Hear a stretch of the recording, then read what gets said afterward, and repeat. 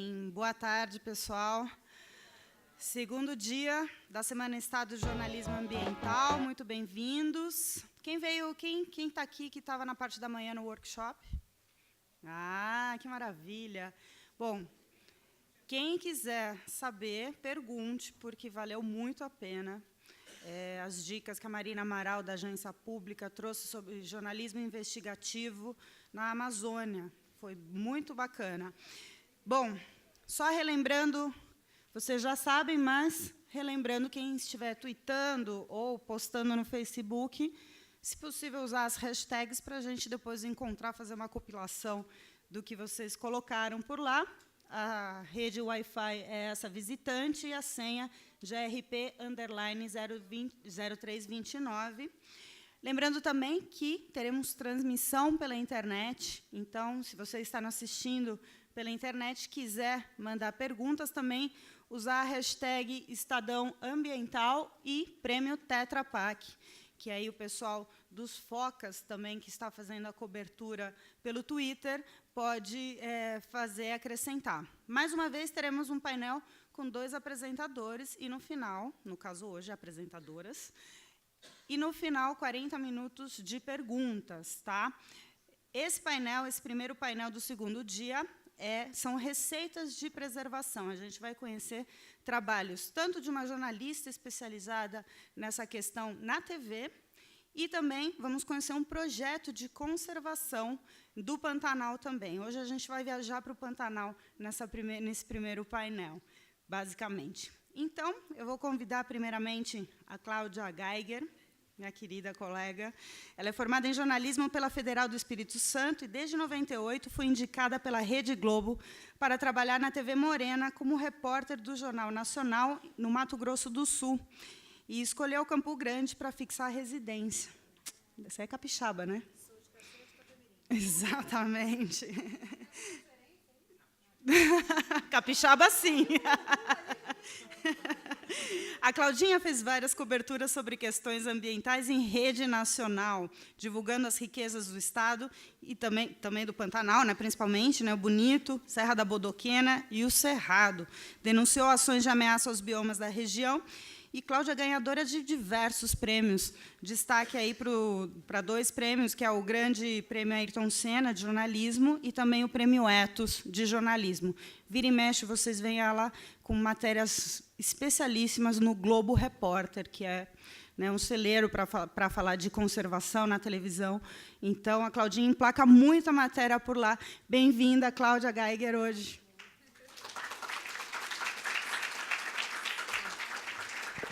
Nada como ter uma amiga para apresentar a gente, né? Ô, delícia! Gente, boa tarde, muito obrigada pela presença de vocês. Bom, eu vim aqui para falar de receita de preservação e eu resolvi fazer uma compilação de algumas reportagens que ultimamente foram veiculadas, algumas em rede nacional, outras na Globo News, outras nos nossos jornais locais, lá em Mato Grosso e Mato Grosso do Sul, porque o que eu queria conversar com vocês é exatamente como transformar o meio ambiente em pauta do dia, porque não é assunto do dia, não é sempre a primeira opção, as redações têm muita coisa que chega, principalmente eu que trabalho numa TV aberta, onde os espaços dos telejornais eles são pequenos, então a gente disputa espaço com tudo, com internacional, com política, com economia, com comportamento, com denúncia. Então, assim, você conseguir o tempo para emplacar uma matéria é uma coisa muito difícil, principalmente por conta disso, de que nem sempre o meio ambiente ele é priorizado, porque acontecem outras coisas de factuais, como a gente fala. E aí, a colocação que eu venho fazer é justamente como enxergar de uma forma onde as pessoas vão achar que aquilo é de interesse delas. Porque eu moro hoje no Centro-Oeste, eu sou capixaba, então eu sou cria de Mata Atlântica, eu sou caiçara, de beira de praia, e fui por esse desafio de conhecer uma região brasileira onde eu nunca fui. Justamente escolhi, foram dadas outras opções, escolhi ir para o Centro-Oeste. E lá, uma realidade completamente diferente da nossa, aqui do Sudeste. E um aprendizado muito grande, todos os dias a gente aprende e conhece coisas novas. Então, na hora de você... A primeira dica que eu sempre recebi, e recebi dos meus gestores, quando eu saí do Rio para ir para Campo Grande, eu nunca vou me esquecer, ele virou para mim e falou assim, mantenha o seu olho novo. Sempre. sempre olhar para tudo com um olhar de encantamento de primeira vez. Sabe quando a gente vai paquerar e olha e fala, nossa, que linda, que lindo? É isso. Porque quando você acostuma a olhar, você acaba se permitindo ficar numa zona de conforto. A Marina Amaral hoje fez uma apresentação maravilhosa, eu aprendi muita coisa com ela, me deu uma vontade de começar tudo de novo. A gente tem um gás assim quando vê vocês que estão começando na vida do jornalismo. E o que eu mais me encanto, e eu assino embaixo de tudo que ela falou, é justamente buscar informação na origem. Hoje, nesse mundo de tecnologia, de facilidades, a gente acessa na internet, dá uma gugada, né, e vê tudo. E aí fica uma verdade absoluta sem que você conheça de fato. Então, muitas vezes, a redação não te permite viajar, porque tem corte de verba, você apura por telefone. Então, assim, a grande briga é você conquistar o espaço, sem se indispor com a sua chefia, para ir ao local. Sabe? E começar a criar a sua rede de informação. Imagina, eu, quando cheguei em Mato Grosso do Sul, fui fazer uma matéria para o Jornal Nacional sobre colheita de soja. Eu sou cria do café, porque lá no Espírito Santo, e aqui no Sudeste, é basicamente café. Eu nunca tinha visto um pé de soja na minha vida. E foi um negócio muito engraçado, porque você chega, não sei, alguém já viu aqui uma lavoura de soja? Levanta a mão. Lavoura mesmo. Ó, pouquíssimos, né? Estou eu lá no campo, aquela lavoura enorme, toda sequinha, uns pezinhos assim, mais ou menos. E eu olhei para o produtor e falei, nossa, moço, que prejuízo que o senhor teve, secou tudo. Aí ele começou a rir, ele falou assim, você já viu soja? Eu falei, não, mas ó, morreu tudo os pezinhos de soja. Ele, não, é que a gente passa de secante, e aí realmente os pés morrem, a gente planta todo ano, olha que monte, aí abriu uma vagem, mostrou. Então, assim, eu descobri muita coisa do meu Brasil, do nosso Brasil, ao viajar e ver as pessoas. No meio ambiente, no meu caso, é uma paixão de família, sempre gostei muito. E, assim, é muito difícil você enxergar, a pessoa que mora na cidade, enxergar o quanto é aquele tamanho. Qual é o tamanho daquela situação? Qual é o tamanho daquele problema? Então, por que eu sempre defendo, e vi a Marina defendendo, nós somos de uma mesma escola, e é uma escola de buscar todos os fatos, sim, em pesquisa, buscar fatos em órgãos oficiais, porque não são tão complicados assim, existem pessoas muito sérias trabalhando em institutos oficiais, em organismos, e também na comunidade tradicional. É você chegar no ribeirinho e ver o que ele vê daquilo, o que ele sente daquilo, o que representa para ele, no caso de Pantanal, que é onde eu fico, no caso de Serra da Bodoquena.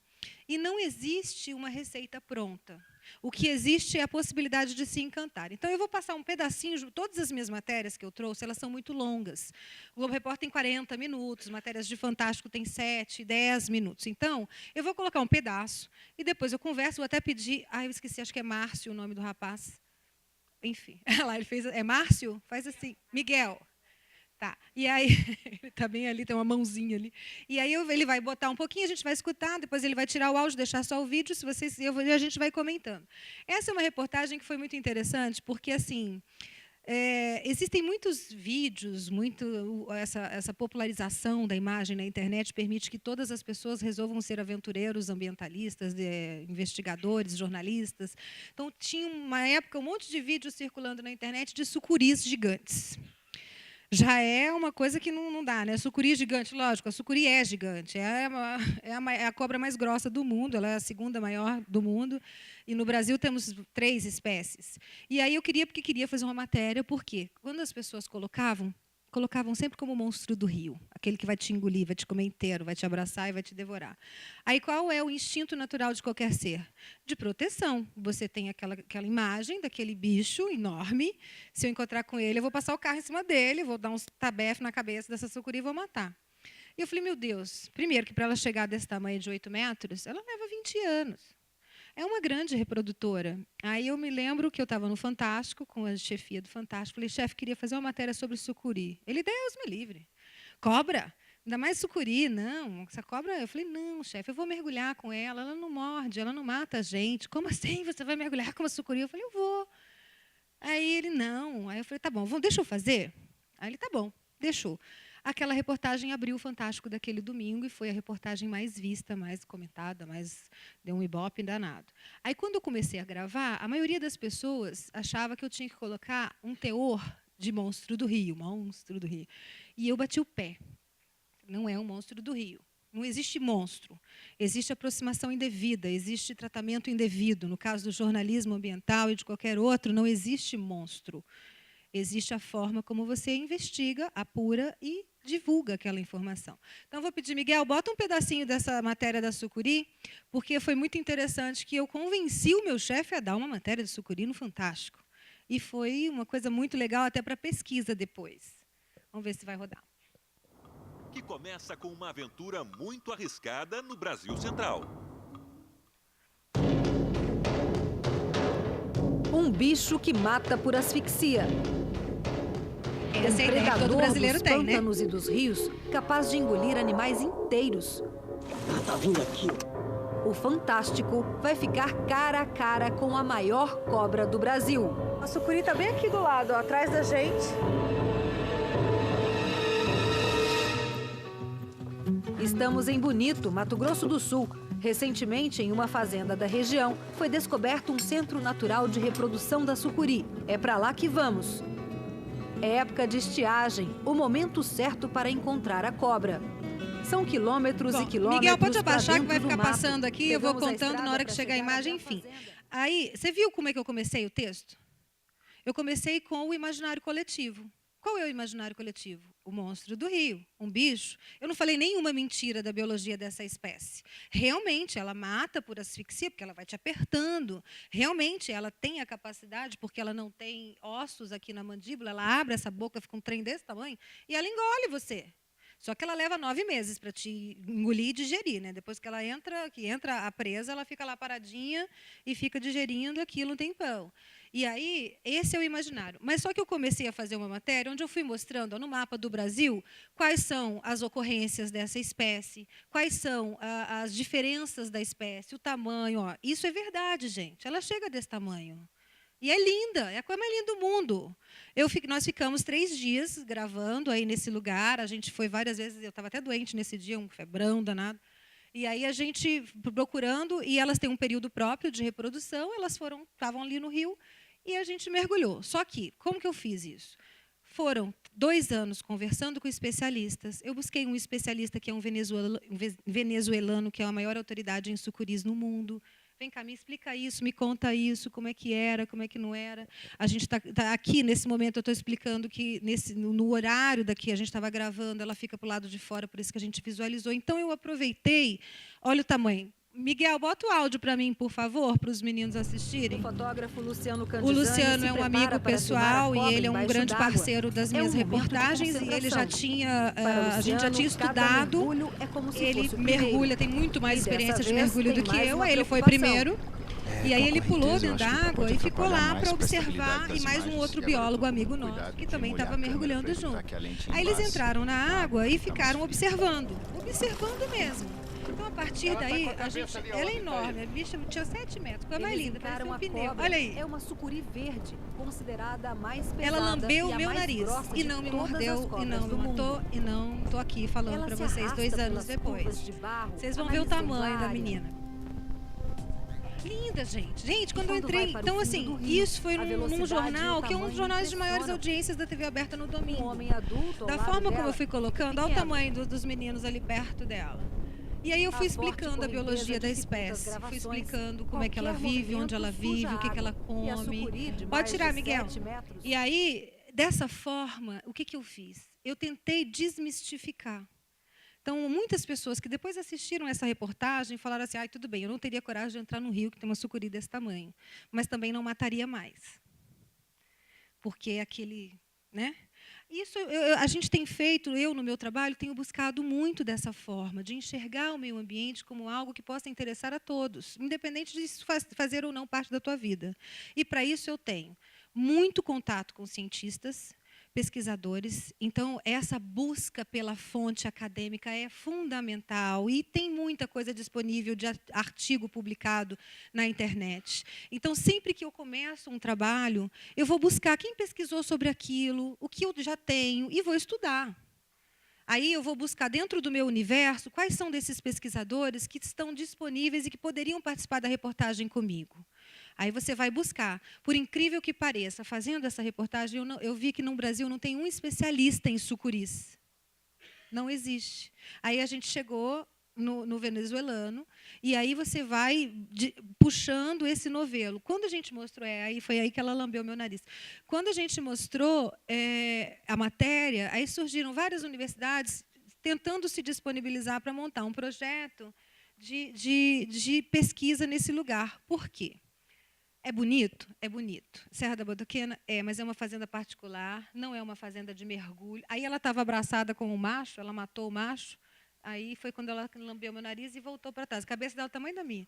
E aí, assim, a partir da reportagem, foram lá no mesmo lugar buscar para fazer BBC, National Geographic, foi várias outras emissoras aqui do Brasil foram também. E aí o Lu fez matéria, acho que botou na National Geographic também, enfim. Você popularizou um assunto. Todo mundo acabou falando daquele assunto. E, a partir daí, você transforma um assunto que não seria pauta do dia numa pauta. Porque gerou impacto. Aí vem sempre o pesquisador, vem buscar, vem informar, vem contar. E hoje, essa fazenda, as pessoas buscam, já tem universidades tentando implantar um projeto de pesquisa, porque as lavouras estão chegando muito perto desse banhado, e esse banhado corre o risco de desaparecer. E sem ele, na beira do rio, elas também vão desaparecer. Então, às vezes, você não consegue fazer a matéria da denúncia porque você não tem um fato ou porque você não tem uma comprovação, mas você pode fazer o periférico. Que, a partir de uma coisa, você vai puxando novelos e dando as informações para que outros profissionais de outros veículos, ou até do veículo onde você está, também participem disso. E aí, outra coisa que é muito interessante é que eu trabalho para a rede nacional e para a rede local, que é a rede mato-grossense. E, assim, esses prêmios que a Paulina falou que a minha equipe venceu, nenhum prêmio foi de matéria de rede nacional. Todos foram matérias locais. Matérias que foram ao ar no MSTV primeira edição, que é o SP1. No MSTV, segunda edição. Por quê? Porque, às vezes, o nacional é o tempo mais apertado. Então, você tem que condensar a informação. Não dá para você fazer uma coisa enorme. Então, você faz aquilo com as informações mais importantes e você condensa. Só que, muitas vezes, sobra muita coisa, né? Eu sempre faço para o local. E aí, uma matéria dessa, que teve 7 minutos no Fantástico, no meu local teve 15. A empresa me dá esse espaço, porque eu chego para o meu gestor e falo, nossa, mas tem tanta coisa que eu não fiz ainda. E aí, nessa parte, eu vou pedir para o Miguel pular e colocar lá no finalzinho só uma abertura pequena, que é a questão de você parar para pensar no que é notícia de meio ambiente. Eu fui para o Tumucumá, aqui na Amazônia, e lá a gente ia fazer aquela coisa do maior parque nacional do Brasil, maior reserva de floresta do mundo, tem 350, se não me engano, 1.000 quilômetros quadrados, é uma coisa gigantesca na fronteira com a Guiana, e todo mundo quer saber da Amazônia em pé, linda, maravilhosa. Só que a Amazônia tem gente morando dentro. E a gente queria mostrar lugares onde nunca ninguém tinha ido, nem de registros recentes. É lógico que povos primitivos não dá para você saber onde tinha um peabiru ou não, a menos que você faça um estudo antropológico. Mas aí a gente foi na Amazônia e ficamos lá, eu fiquei 22 ou 23 dias, dormindo em árvore, lá com minha redinha amarrada numa árvore e na outra. Nós pedimos o apoio do Exército para poder chegar por questões de segurança, porque você não sabia o que você ia encontrar. E aí lá a gente conheceu também os garimpeiros, que é o outro lado feio da história, que muitas vezes as pessoas não conseguem. Então, nessa busca de transformar o meio ambiente em notícia do dia, você pode transformar isso de um olhar local. Eu trouxe, tem uma matéria do jacaré, tudo isso eu vou disponibilizar para vocês, vou pedir a ele depois só para rodar agora a do jacaré, e no finalzinho eu vou disponibilizar o do Tumucumac. A do jacaré, a gente resolveu fazer uma matéria sobre jacaré. E as pessoas me perguntaram o que eu tenho a ver com jacaré. Só que é uma espécie absolutamente pressionada, é uma espécie que ela é endêmica numa região brasileira, ela quase acabou por causa dos coreiros na década de 80. Então, a partir das pessoas que combateram essa matança, a gente conseguiu contar a história de uma espécie e das pessoas. Então, a gente consegue mostrar em vários momentos, no nosso caso, em rede nacional e em rede local. E uma coisa que eu tenho aproveitado muito é a Globo News, que é um canal que repete muito e as pessoas podem assistir mais de uma vez, é você sempre buscar o interesse, independente de aquela pessoa ser daquela região do Brasil ou não. Despertar nos brasileiros essa sensação de pertencimento. E eu escolhi ficar no interior do Brasil. Eu vim do Espírito Santo, poderia ter ficado em grandes centros, como Rio, São Paulo, Brasília, e muitas vezes as pessoas acham que as oportunidades estão nesses lugares. Vocês estão começando a carreira de vocês. A gente precisa de tanta gente no interior do Brasil, de tanta gente disponível a buscar informação. Porque, assim, eu, imagina, saí do Espírito Santo, fui lá para o Centro-Oeste, fui para o Rio, e lá eu consegui esses espaços dentro de uma possibilidade completamente diferente. O povo brinca, me chama de Juma, me chama de rainha dos jacarés, me chama de pantaneira, que não tem medo de nada, mas eu morro de medo de cachorro. Se for desse tamanhozinho, subo na cadeira. Mas eu consigo, dentro de um ambiente local, de uma empresa relativamente pequena, que é a Rede Mato Grossense de Televisão, ela é uma empresa que tem televisões em Mato Grosso e Mato Grosso do Sul. Dentro das afiliadas Globo, é uma afiliada grande, porque nós somos em 8 emissoras, e em ambiente que tem bioma do Cerrado, bioma da Mata Atlântica, da Floresta Amazônica e tem o Pantanal. E lá eu fui buscar exatamente o que o brasileiro não conhece. Porque, às vezes, as pessoas não sabem de onde vem a água. Nós temos o maior desastre ambiental do Brasil dos últimos 30, 40 anos, que é o Taquari, um rio que foi totalmente assoreado por conta do avanço das lavouras de soja. As pessoas olham o Pantanal, que a gente mostra, acham lindo, tinha carvoaria. Eu fiquei 2 anos fazendo reportagem de carvoaria no Pantanal, e aí a legislação ficou mais rigorosa, a fiscalização também. Hoje você não vê mais. Hoje, tem 15 anos que eu moro em Mato Grosso do Sul, há 10 anos eu vou todo ano no mesmo lugar, que é uma região que se chama Serra da Bodoquena. Meu chefe olhou para mim e falou: mas o que você vai fazer lá? Eu falei: menino, eu preciso ir. Está tendo uma cheia, a população está assim, isso tudo com contato de ribeirinho, que o celular é maravilha, eles te ligam lá do meio do mato. E aí a gente acompanhou histórias de crianças que catavam iscas, inclusive foi premiada essa reportagem, criancinhas desse tamanhozinho que ficavam nesses alagados, no meio de sucuris e jacarés, catavam iscas, trabalhavam, não estavam estudando. Essa denúncia foi veiculada no Jornal da Globo, e depois da veiculação houve uma pressão enorme, popular, de justiça, de conselho tutelar, de tudo. E o governo, junto com a iniciativa privada, que doou terras e doou muito material de construção, lá na borda do Pantanal, ali no Rio Paraguai, foram construídas 12 escolas. São escolas das águas. Então, a gente lá tem mais de 200 crianças estudando, até uma é particular. Aí a Tereza, que é a dona de uma fazenda lá, ela construiu uma escola que ela abriga 50 crianças em regime de internato. São crianças que iriam para cidades, morar em casa de vó, de tio, de parente, para poder estudar, largariam o seu ambiente rural, que é o ambiente pantaneiro, e jamais voltariam, porque depois que vai, não volta. Então, você teria uma descaracterização. Daí entra o olhar para as comunidades tradicionais, como a gente sempre fala. Aqui a gente estava buscando os jacarés no Pantanal. Esse senhor que está do meu lado, ele era policial militar e ele tem um braço aleijado porque ele levou um tiro dos coreiros na década de 80, que foi uma guerra muito grande que teve no Pantanal. Foram milhões de jacarés mortos, porque a pele era vendida. E aí foi uma cruzada de uma década para tentar acabar com essa caça. E esse senhor foi um dos que coordenaram. E hoje o jacaré do Pantanal não está ameaçado de extinção. Não existe mais o comércio ilegal de peles, porque a partir das reportagens o mundo parou de comprar pele. Aí você tem cativeiro, você tem várias situações, mas o jacaré nativo hoje está tranquilo. Não existe mais esse problema. Como não existem várias outras espécies, graças a uma união de forças. Então, eu ali busquei várias fontes. Isso aí era da época da década de 80, deles combatendo lá no Pantanal. Esse é um fazendeiro que também ajudou. Então, quando a gente fala em meio ambiente, na minha região, é uma região que o brasileiro só conhece o que é bonito. Conhece aquela água cristalina da Serra da Bodoquena, transparente, conhece o Pantanal. Mas o Pantanal, ele também tem ameaças. É um bioma preservado, comparando com a Mata Atlântica, muito, mas comparando com outros biomas brasileiros, existe muita mudança. Existe gente que está vendendo fazenda porque não consegue criar gado, porque não consegue transportar. Existe assoreamento de rio que está morrendo, lugar que eu conheci 10 anos atrás e que não existe mais, porque 100% dos rios pantaneiros nascem no Cerrado. E o Cerrado brasileiro foi escolhido para o sacrifício.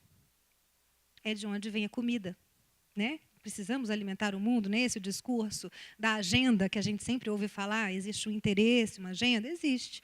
Só que dá para fazer hoje, com a tecnologia que temos, as duas coisas. E o meu desafio pessoal, enquanto jornalista, é buscar essas duas coisas. É buscar como eu posso falar tudo o que eu preciso falar. Vocês querem uma dica? Época de votação do Código Florestal. Aquela polêmica que vocês devem ter acompanhado. No Dia Mundial da Água, eu consegui emplacar uma matéria no Jornal Nacional de 3 minutos. A minha matéria mostrava um projeto do Ministério Público que eu acompanhei durante 10 anos, e que acompanho até hoje, onde eles recuperaram as margens dos rios, do Rio Formoso, que é um rio lá em Bonito, importantíssimo, e hoje tem 95% de mata ciliar. E por isso que tem aquela água cristalina. Porque se não tivesse para segurar o solo, você não teria. Então, a matéria foi exatamente isso. Quando o meio ambiente pode dar dinheiro. Então, eu busquei uma linguagem onde quem nem liga para nada vai parar para assistir. Eu fisguei o economista, porque ele queria entender. Eu fisguei a pessoa que nunca teve a oportunidade de conhecer essa região do Brasil. E eu fisguei o meu chefe. E a gente colocou a matéria. Não falei mal de ninguém, não detonei ninguém, não tive nenhum tipo de problema com nenhuma das partes, porque eu ouvi todas as partes, independente de qual seja o meu pensamento enquanto profissional. Então, para vocês que estão começando, eu acho que um grande caminho que vocês precisam olhar é o interior do Brasil.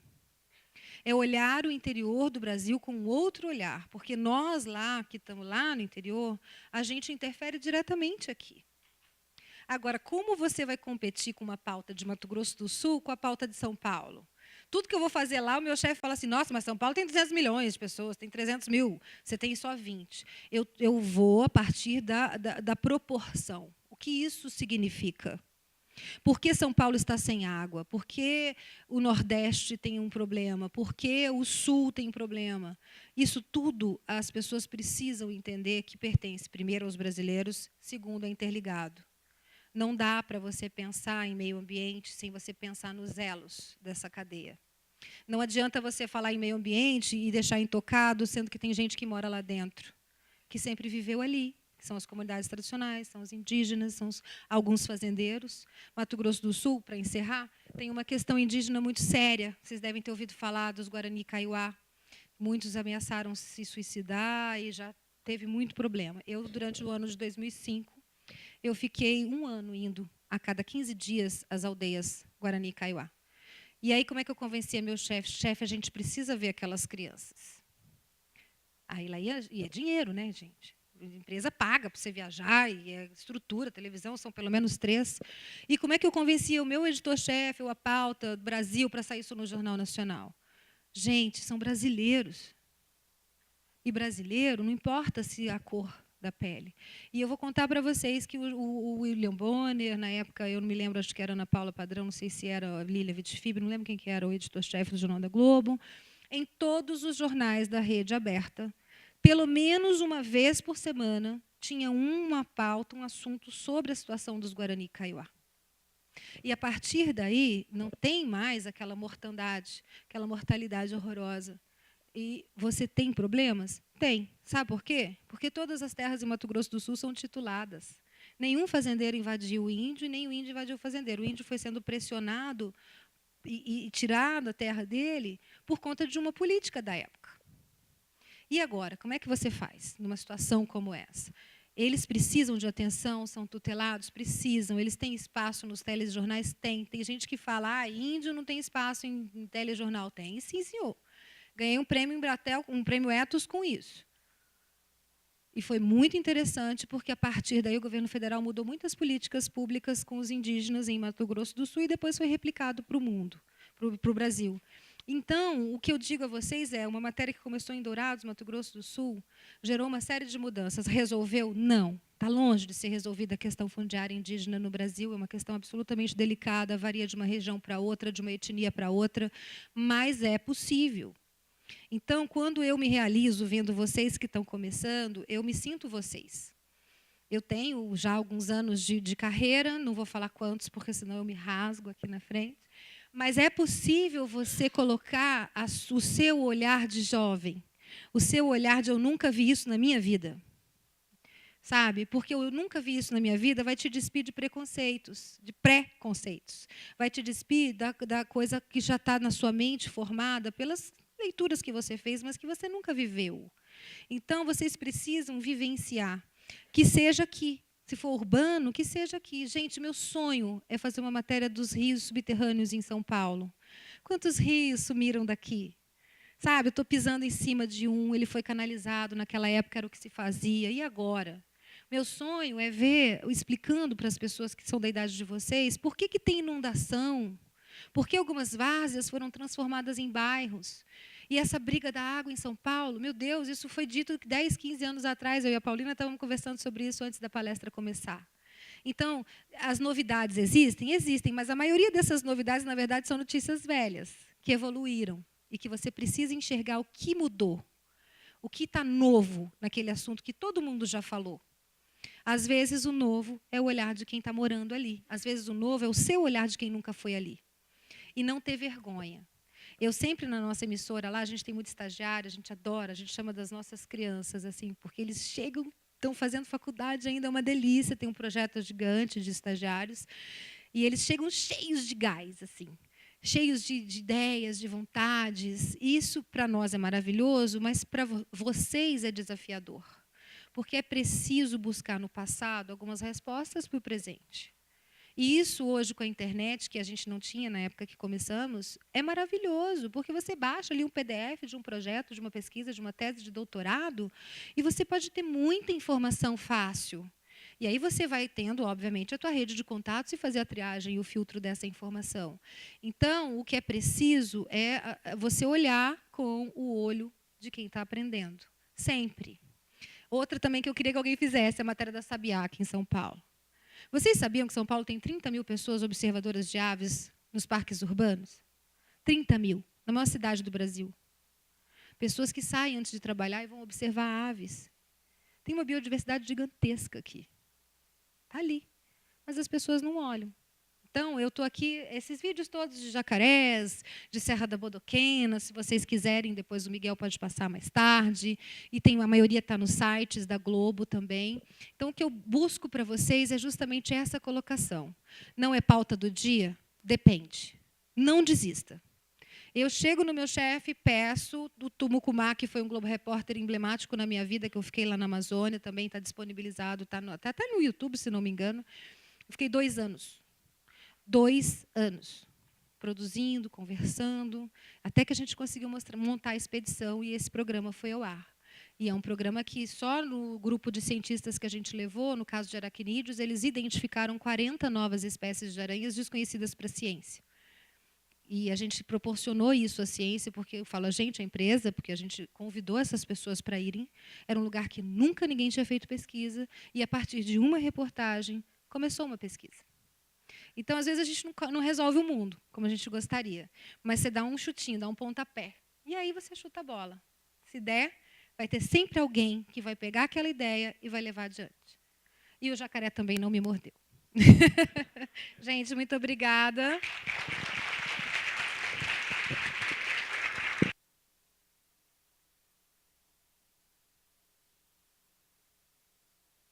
Muito bem, essas correlações, quem teve aqui o ano passado, viu o Luciano Candizani, né, que foi o nosso convidado para falar de fauna.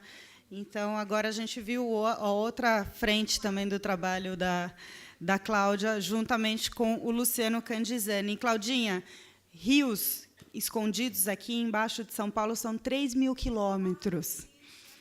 Tem um projeto muito bacana, chama Rios e Ruas, que saem em expedições pelas ruas, identificando onde passam os rios escondidos. Perfeito. Bacana, muito bom. Bom, a gente vai continuar falando aqui nesse primeiro painel do segundo dia da Semana Estado de Jornalismo Ambiental. Só reforçar mais uma vez que ainda tem vaga. Para quem perdeu hoje o workshop da Marina Amaral, da Agência Pública, amanhã vai ser jornalismo de dados, com o pessoal do ECO, um site fundamental para a questão ambiental. Então, o Gustavo Faleiros vai estar aqui às 10h30 da manhã. ainda tem vaga. Então, procurem depois no intervalo as recepcionistas, vejam como participar. E a gente vai continuar falando aqui nesse painel de receitas de preservação. Agora vai vir um modelo de preservação que também está acontecendo no Pantanal. Ela é bióloga e tem vasta experiência com fauna silvestre. Trabalhou cerca de 5 anos no Zoológico de São Paulo e 2 anos em Centro de Triagem de Animais Silvestres. Atualmente, concilia o projeto On Safari, no Mato Grosso do Sul, com outro projeto de conservação de felinos no Parque Estadual da Serra do Mar e trabalha no On Safari desde 2012. A Lilian Rampin, por favor.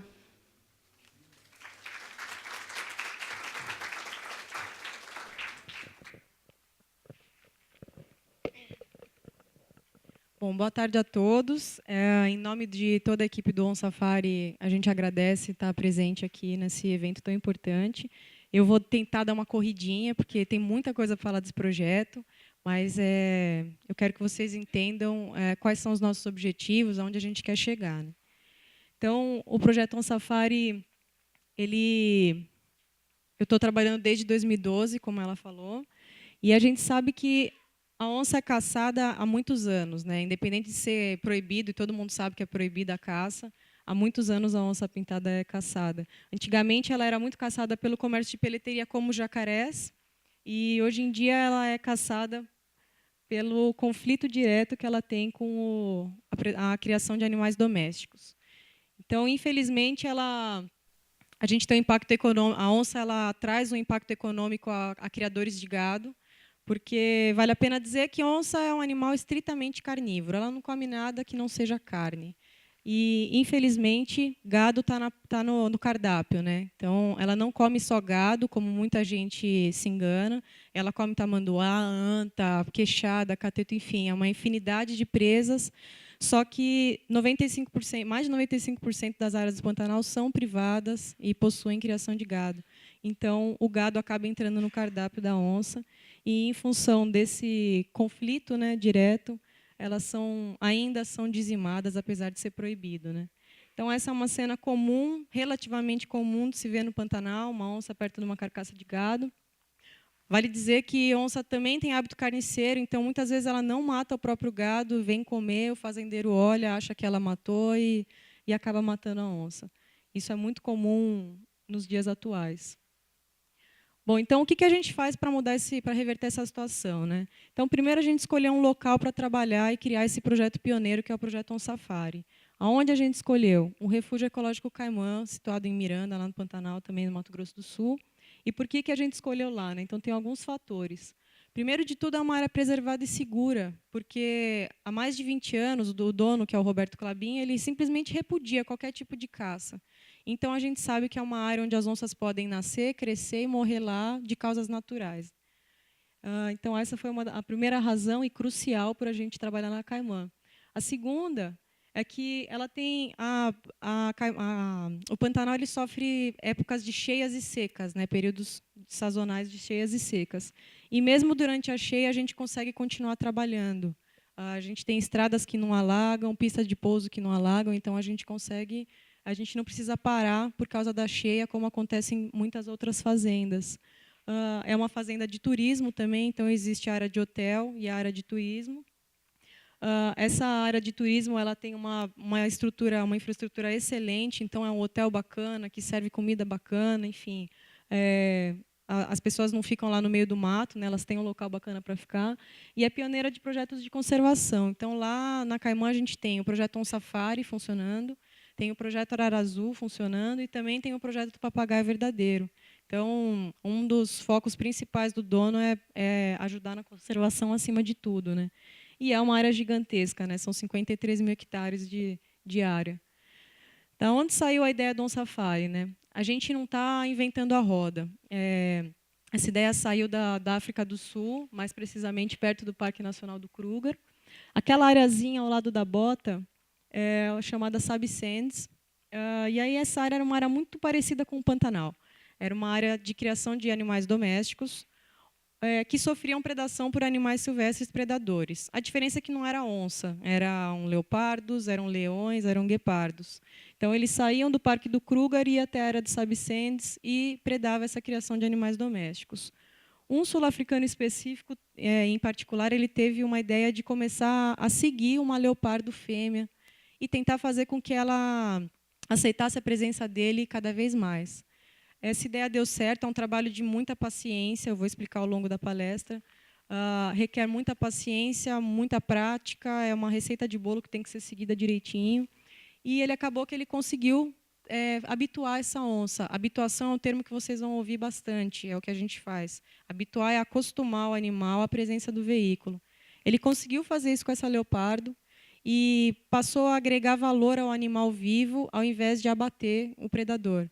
Então, o que ele fez foi, montou uma pousada, né, de luxo, com pista de pouso e com tudo, e começou a ganhar dinheiro em cima desse leopardo, que, por sua vez, teve seus filhotes, ensinou aos filhotes que não existia razão para temer o carro, e os filhotes foram se habituando cada vez mais. O bacana de tudo isso é que os vizinhos abriram o olho e falaram, pô, o cara está ganhando mais dinheiro com ecoturismo do que eu, que estou criando animais domésticos. E aí ele acabou que ele deu ideia para todo mundo e todo mundo resolveu fazer isso. Eu estou falando de 30 anos atrás, ou seja, há 30 anos atrás o Sabsendes ele trabalha com habituação, os animais lá são extremamente habituados, a criação de animais domésticos se extinguiu porque eles estavam lucrando muito mais em levar turistas para verem essa fauna. E o mais legal de tudo isso é que acabou que preservou a fauna em geral, né? Saíram os animais domésticos, vale dizer que a gente não quer fazer isso no Pantanal, mas a gente acha que tem uma maneira bacana de se conviver, e a gente utiliza esse exemplo de 30 anos atrás. Outra notícia boa, a gente está com mais ou menos 3 a 4 anos de projeto, e a gente não está tão distante desses 30 anos de atuação da África. A gente já consegue chegar bem pertinho das onças, e continuar com esse trabalho de habituação. Aqui eu estou com o Ivo, esse é o Mário, o grande idealizador do projeto, e eu estou a menos de 10 metros de distância do Ivo, que é uma das onças machos, moradores lá da Caimã, e levando turistas, né? Então, aqui é um avistamento noturno, carro com turistas, e a gente consegue manter o avistamento tranquilo, calmo, e fazer com que o turista vá embora para a casa dele, independente de ser no Brasil ou no exterior, com a experiência de ter avistado uma onça pintada em natureza, né, não em cativeiro. Então, quais são as nossas ferramentas? Né? Vocês devem estar se perguntando, pô, são 53 mil hectares, como que eu faço para achar esses bichos? Então, eu tenho algumas ferramentas. O primeiro é o armadilhamento fotográfico. Então, aqui somos nós, os biólogos, instalando essas armadilhas fotográficas. Então, a gente se familiariza com os locais, encontra rastros, seja fezes, seja pegadas, e instalamos uma armadilha fotográfica. Essa armadilha fotográfica ela capta qualquer movimento, ela tem sensores de movimento e elas também funcionam com infravermelho, ou seja, no escuro. Então, a gente consegue saber exatamente aonde os animais estão passando. Cada onça é diferente uma da outra, o padrão de pelagem é totalmente distinto. Então, a gente consegue identificar, individualizar esses animais e saber aonde que eles estão percorrendo, qual área faz parte do território deles. Então, essa é uma das nossas ferramentas. A ferramenta principal que a gente utiliza hoje em dia são os radioscolares. Então, nós temos eventuais temporadas de capturas, onde a gente captura esses indivíduos com laço, que é uma tecnologia super recente. E, uma vez esses indivíduos sedados, a gente colabora com a pesquisa, né, contribui com a pesquisa. Então, a gente coleta sangue, pelo, carrapato, enfim. Uma vez o animal sedado, a gente consegue fazer um monte de coisa e contribuir com a pesquisa desses bichos. E aí a gente faz o principal, né, que é a instalação do rádio colar. O rádio colar ele tem a função GPS e VHF. Então, a função GPS é a seguinte: a onça está equipada com o colar e ela começa a se movimentar. Então, eu tenho um programa que eu acesso, que vai me passar exatamente onde a onça frequentou. Então, só para vocês terem uma ideia, esse é um trechinho da Caimã, né, da fazenda onde eu trabalho, e é 1 mês de vida da Esperança, que é uma das nossas fêmeas, que moradoras lá da Caimã. Então, vocês conseguem enxergar alguns pontos, pequenos pontos de aglomerados, mas bem pequenos, não são circulados, são os pontos menores. Esses pontos significam carcaças. Então, eu sei que o bicho matou alguma presa e que está com carcaça, então eu sei onde encontrá-lo. Outra descoberta muito legal que a gente teve foram esses grandes aglomerados aqui, que indicam formações de tocas. Ou seja, a gente equipou o animal com rádio colar, ele copulou, gestou, pariu, e eu sei aonde exatamente ela criou os filhotes.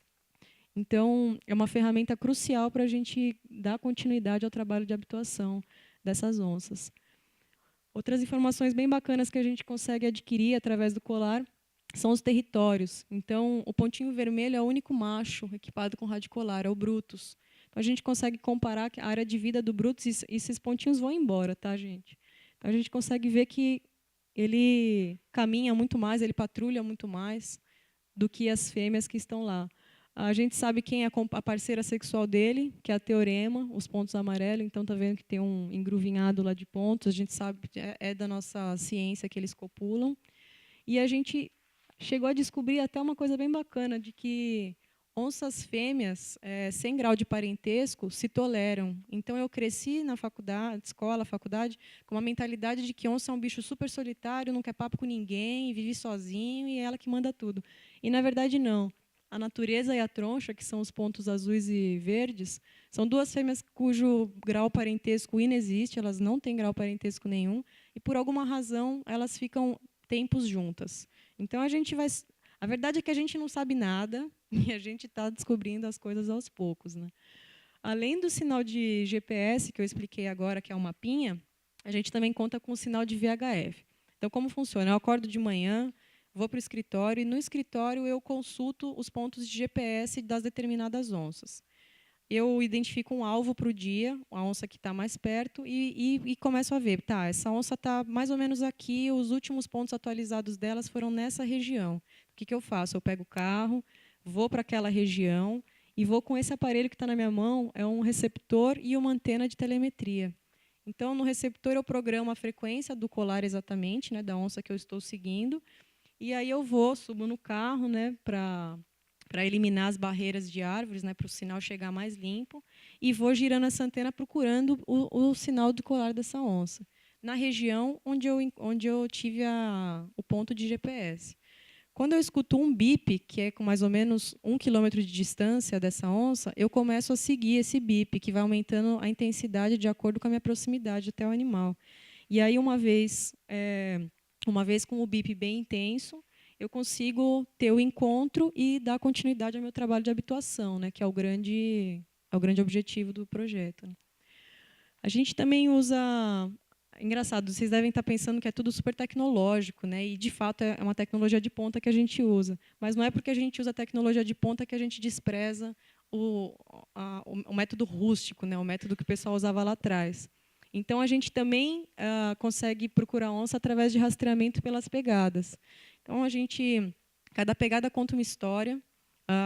Através de uma pegada, você consegue saber se a onça estava andando, correndo, trotando, sozinha, com filhote, com macho, enfim. Então, a gente vai basicamente seguindo os rastros, as migalhas do João e Maria, e a gente acaba chegando perto da onça. Uma vez que essas pegadas estão começando a ficar frescas, a gente passa um rádio para o carro de apoio, que chega, e aí a gente faz o trabalho de habituação e continua com o trabalho de habituação. Tudo isso, gente, a gente faz para garantir o avistamento para fazer com que o turista enxergue a onça e volte para casa com essa experiência, e fazer os fazendeiros que ainda matam gado, fazer eles entender que não é mais desculpa, não existe mais essa de vou matar porque está me dando prejuízo. Isso não existe mais. Existia lá antigamente, hoje em dia já não é mais desculpa para matar a onça. Outra maneira da gente encontrar presas, então, enquanto um biólogo está olhando para o chão para procurar pegadas, o outro biólogo está olhando para o céu para procurar urubu indicativo de carcaça, né? Então, achou urubu, vai até o foco, que pode ter certeza que é a carcaça garantida. Nem sempre é gado, né? Então, lá em cima a gente vê a Iara com um gado, uma carcaça de gado mesmo, mas aqui embaixo a gente tem o fantasma com uma carcaça de anta. Então, esses bichos comem de tudo, gente. Eles não comem só gado como todo mundo imagina. Uma vez encontrando a carcaça, a gente espera o animal chegar, a onça chegar, e aí ela chegando e se alimentando, a gente volta a fazer o trabalho de aproximação bem lento, bem devagarinho, e a gente consegue, dessa forma, ter o avistamento do animal. É muito bacana a gente fazer avistamento em carcaça, porque a hora da alimentação é uma hora crucial para a onça. Onça é igual o bicho das cavernas, sabe? É meu, não vou dividir com ninguém. E uma vez que ele te permite compartilhar esse momento, para a gente é fantástico, é avistamento garantido. E aí, nessa hora em que a gente está com o avistamento, a gente passa um rádio para a equipe do hotel e fala, ó, eu estou aqui com a onça tal, a onça está tranquila, pode vir.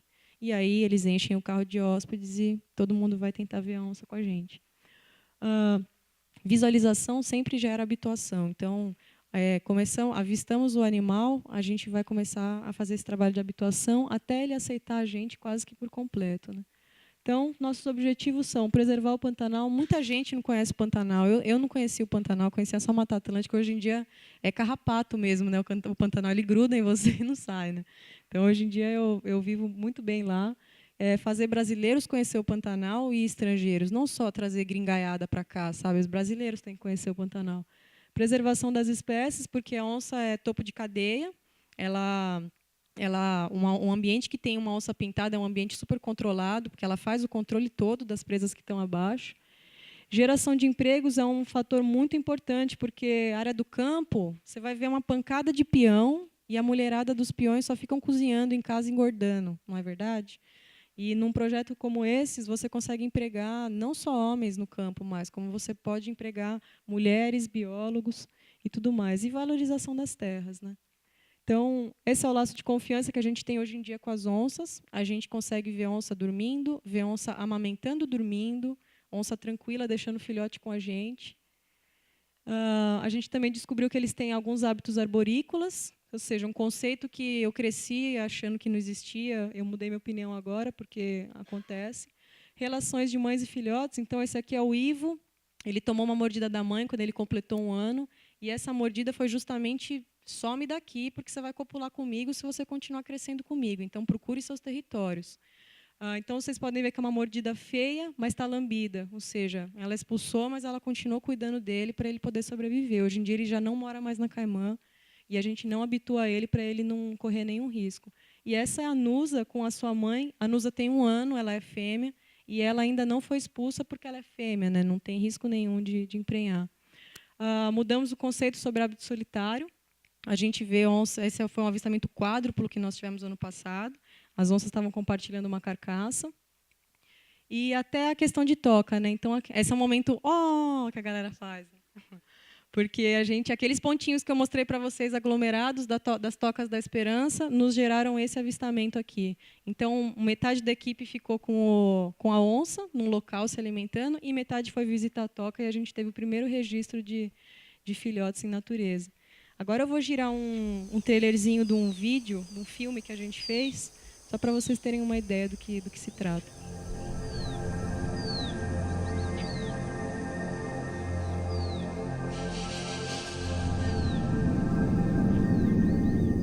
Desde criança, eu sabia que esse momento um dia ia chegar. E ele chegou.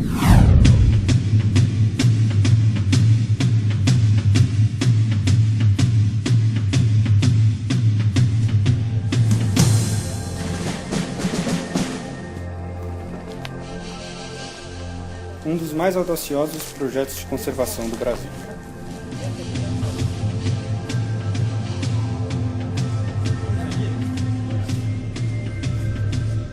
A gente quer mostrar que a onça vale muito mais viva do que morta, que o Pantanal precisa ser preservado. A gente tem aqui nesse local um cenário ideal para tentar resolver o conflito da onça pintada com o ser humano, com o pantaneiro, com o criador de gado.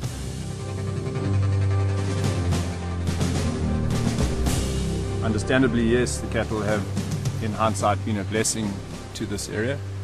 But also there is a need to explore what else can be done in terms of ecotourism.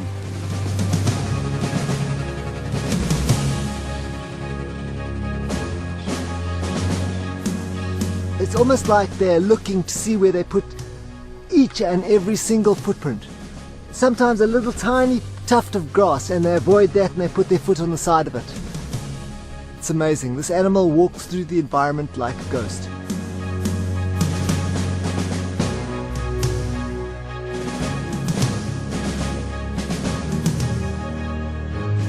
Eu acho que tem que ter paixão, eu acho que é um negócio extremamente cansativo que a gente está fazendo aqui. É um processo pioneiro, vai ter muita coisa que a gente vai acertar, muita coisa que a gente vai errar. E o negócio é aprender e dar certo no fim.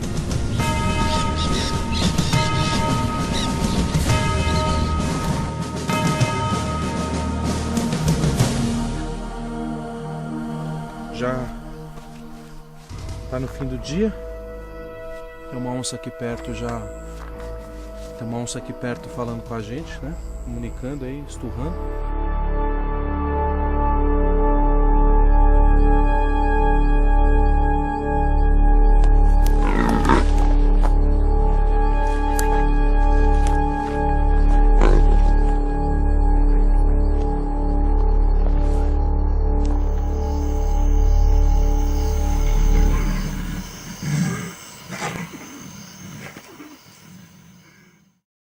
Isso aí, gente. Obrigada.